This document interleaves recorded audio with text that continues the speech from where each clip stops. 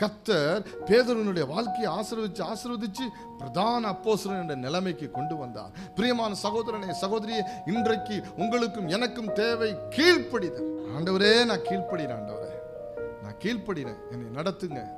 ஆண்டவரே, நான் ஒப்பு கொடுக்கிறேன், என்னை ஒப்பு கொடுக்கிறேன், இந்த நாளை ஒப்பு கொடுக்கிறேன், இந்த ஊழியத்தை நான் ஒப்பு கொடுக்கிறேன், இந்த முயற்சியை ஒப்பு கொடுக்கிறேன். ஆண்டவரே, இந்த காரியத்தை உமக்கு முன்பு கொண்டு வருகிறேன்.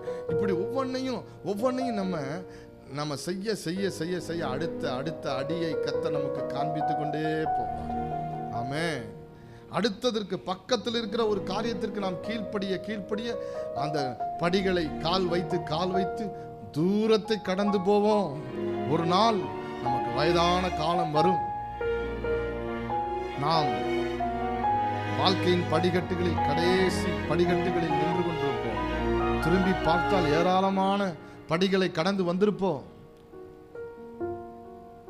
எப்படி வந்தோம்? நம்ப முடியாத காரியமாய் நமக்கு இருக்கும். மற்றவர்களை கேட்டால் நம்ப முடியாத காரியமாய் இருக்கும். அப்பொழுது நம்முடைய மனசு சொல்லும், நீ தரிசித்து நடக்கல, நீ விசுவாசித்து நடந்தாய். ஆமென். ஹல்லேலூயா.